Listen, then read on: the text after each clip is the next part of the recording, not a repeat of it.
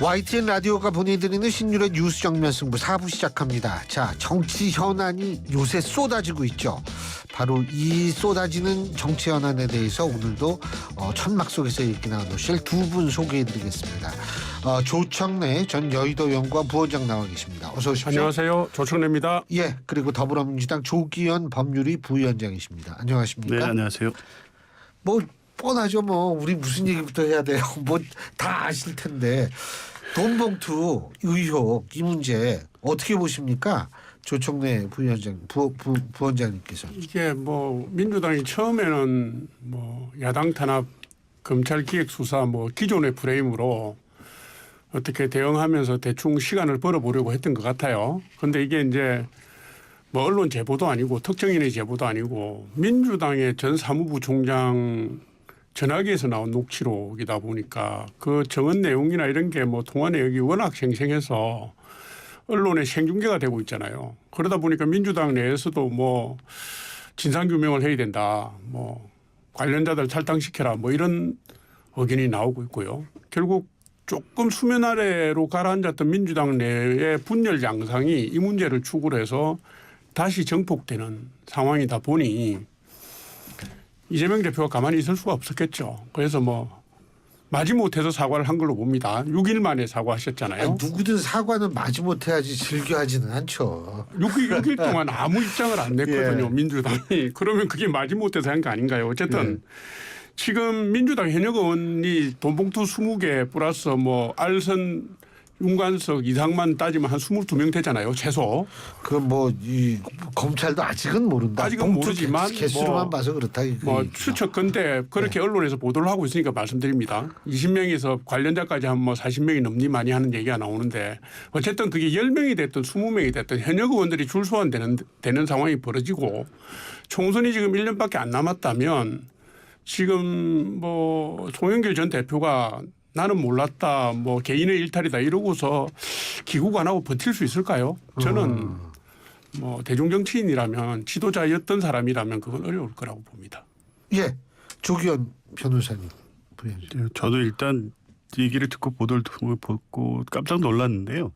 2021년 우리나라 정당에 이런 일이 있다는 게 사실 이해가 안 됐습니다. 다 옛날에 있었는데 요새는 없다고 다 그러더라고요. 그러니까 2008년 뭐 지난 사건 박희태 사건까지 그 이후에 워낙 그것으로 인해서 뭐 정당 경영이나 부정부패에 대해서 당들이 그걸 예방하기 위한 여러 가지 그 혁신책들을 내놨었고요. 그게 정치에 미치는 타격이 워낙 크니까요. 돈 정치 이런 거는 다 근절된 걸로 봤는데 저희도 깜짝 놀랐습니다. 아마 당에서 초기 대응도 그런 부분이 있었을 겁니다. 이 명단이 공공연하게 떠돈다는 소문은 있었고 갑자기 이제 압수수색이 들어갔기 때문에 그러니까 압수수색 전에 소문으로는 뭐 그런 명단이 있다 이런 게 돌아다녔군요. 그런 예 정보지나 이런 걸 통해 가지고 뭐 이미 돌고는 있습니다. 지라시. 예.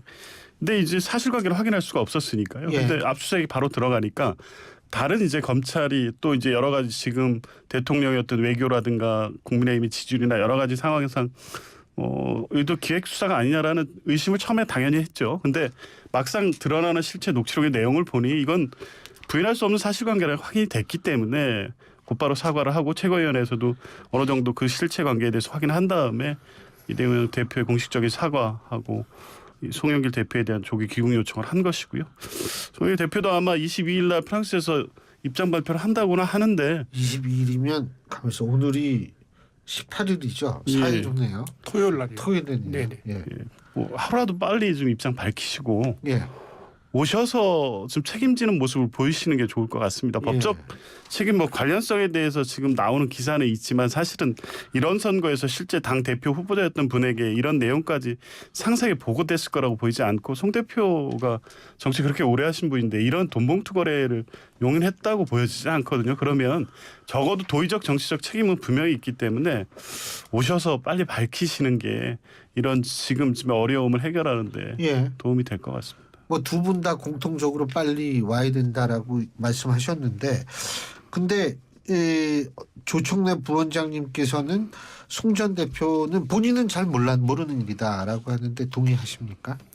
글쎄요. 제가 정치권에서 경험해 보면 9,400만 원 정도의 돈이 뭐 일단 언론에 나온 것만 그 돈이 뿌려졌다는데 뭐 플러스가 더 있는지 없는지는 좀 모르겠습니다. 근데 이게 정치권에서는요, 이게 그 생색력이 없는 것도 만들어서 보고를 합니다. 제가 당신 당선을 위해서 이렇게 애를 썼다. 그런데 9,400만 원이나 되는 돈을 조달해서 쓰면서 당 대표에게 직간접적으로 보고를 안 했을 리 없다 이렇게 보고요. 보통 전당대회를 하면 뭐 조직, 홍보, 공보, 기획 이 정도가 주요 기능입니다. 그 중에서도 가장 힘든 것이 조직 분야인데 그 이제 원내 조직이 있을 수 있고 원외 조직이 있을 수 있잖아요. 지금 이제 나오는 거는 윤관석 의원이 원내를 하고 강내구 뭐 회장인가 하는 분이 원외를 했다는 건데 감사죠. 이게 감사. 이 전체를 다 후보가 알게 됩니다. 보고를 받게 되고요.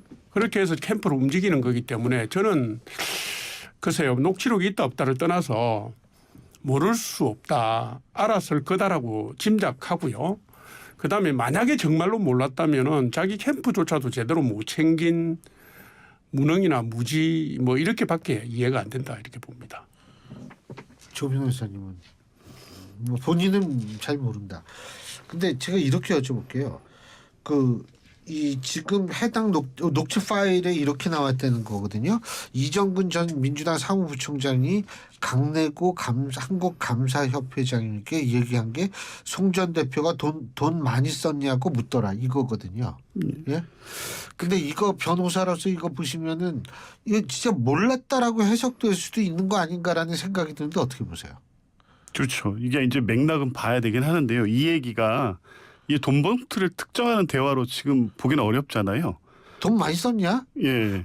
모르니까 물어본 거 아니냐 이런 그렇습니다. 논리가 성립될 수 있지 않을까? 예. 그리고 그런 얘기도 있더라고요. 예, 통상 전당대회 때는 아마 이 회계 보고 선관위에 보고하는 회계는 있는데요. 공식적인 비용이 그때 전당대회 때 아마 송영길 대표가 한 1억 9천 하고 나머지 뭐 홍익표 의원하고 다른 홍영표 후보하고 우원식 후보 한 1억 8천, 1억 7천 정도 썼다고 합니다. 그건 뭐 임대료하고 홍보비하고 뭐 그런 정도에 공식적으로 쓰이는 게. 그리고 당시는 코로나였기 때문에 다른 전당대회처럼 막 그렇게 돈이 들어가는 선거도 아니었거든요.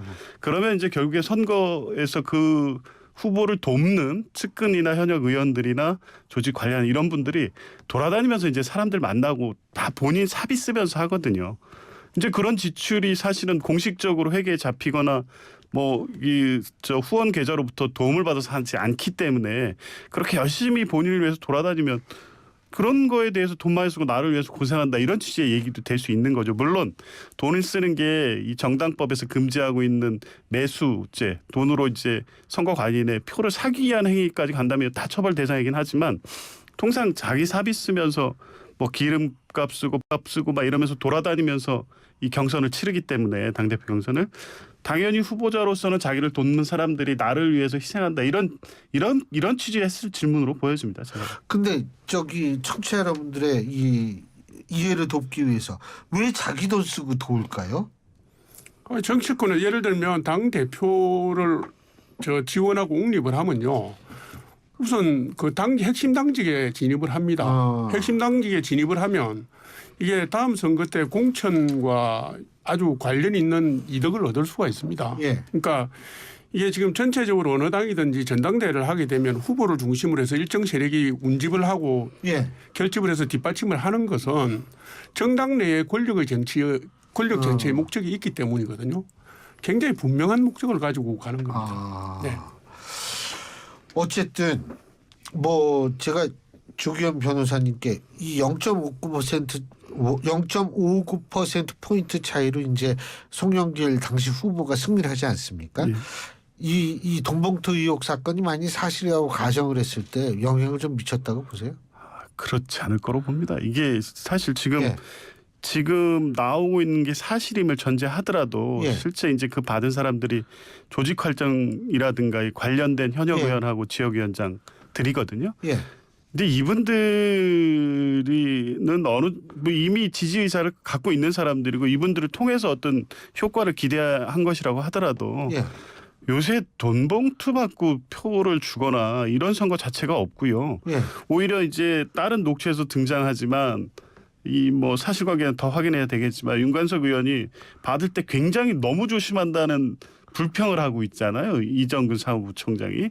그러니까 이런 선거에서 돈거래 자체가 있다는 것이 다른 후보 진영에도 퍼질 수도 있고요.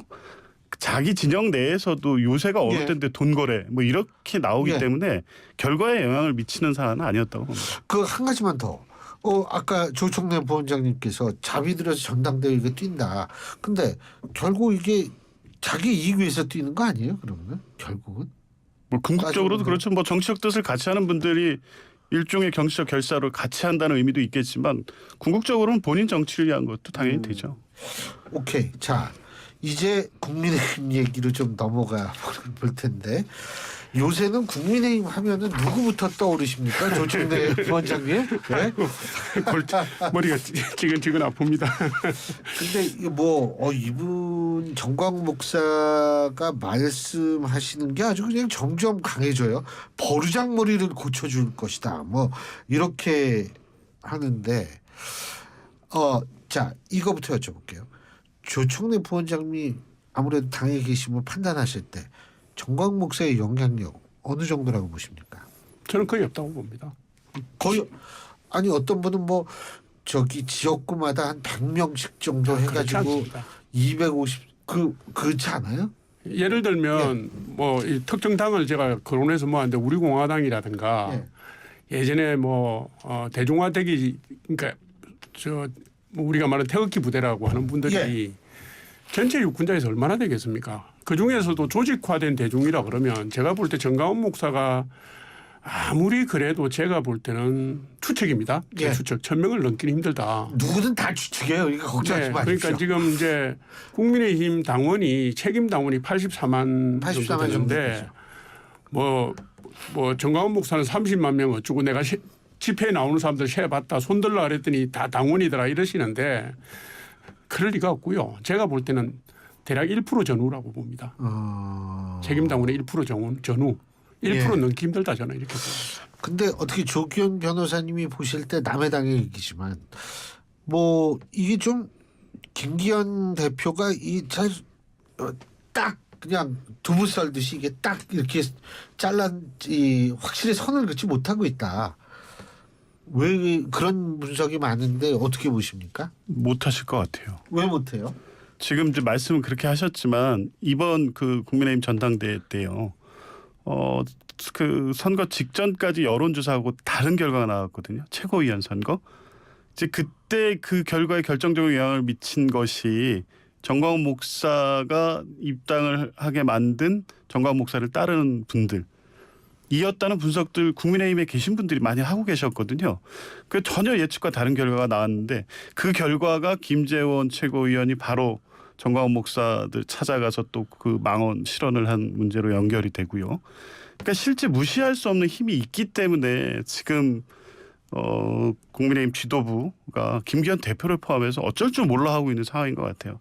근데 그 쭉 과정과 역사를 보면 과거에 김기현 대표가 그 집회 현장에 가서 정광훈 목사를 선지자라고 표현하신 바 있고요. 김재원 최고위원 우파 천하통일 또 황교안 전 대표도 집회마다 같이 가셨었잖아요.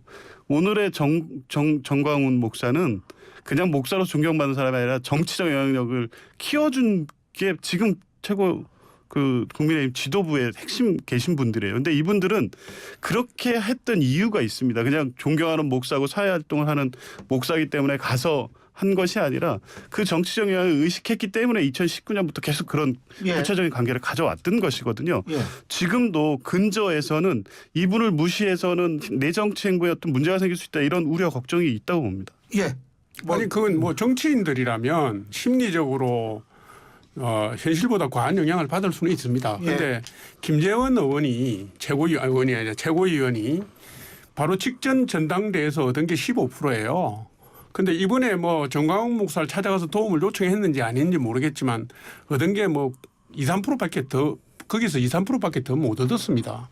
그러니까 원래 김재원 최고가 가지고 있던 방송 출연이나 이런 걸 통해서 전국적인 인지도나知名도가 있었기 때문에 정광훈 목사의 집중적인 지원을 받아서 당선됐다고 보기는 힘들어요. 그런데 본인이 느끼는 것은 예를 들어서 이제 원외고 이러니까 그 부분에 대해서 뭐 놓을 수 없는 그런 영향력을 의식했을 수는 있지만 실제로는 그러지 않고요. 그다음에 이게 지금 이제 요번에 어제 그 정가훈 목사가 말씀하신 거 보면 이거 아닙니까? 당원 가입해서 당원 가입하고 그다음 국민의힘은 공천을 경선에 100% 경선에서 해라. 그러면 결국 내가 공천권에 개입하겠다 이 얘기인데 지금 그분이 일반 국민에게 그렇게 하소연할 수 있는 청이 얼마나 되겠습니까? 저는 이건 노이즈 마케팅이라고 보고요.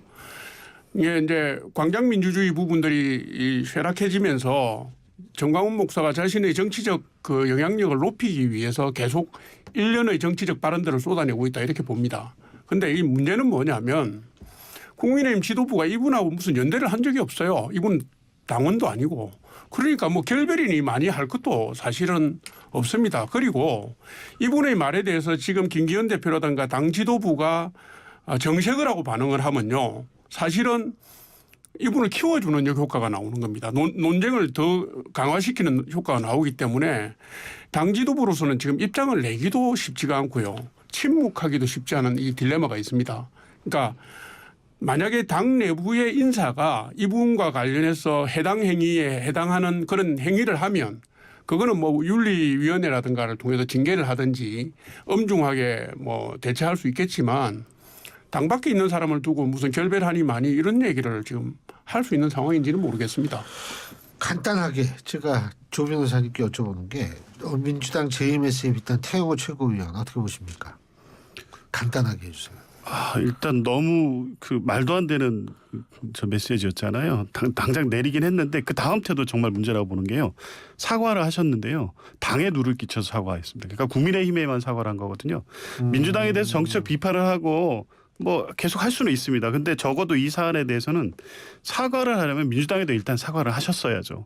그리고 오늘 보면 또 이재명 대표의 과거 발언을 문제 삼으면서 다시 비판하더라고요. 예. 사과도 진정성도 전혀 없다고. 알겠습니다. 자, 시간이 다 돼서 두 분 말씀 오늘 여기까지 듣겠습니다. 고맙습니다.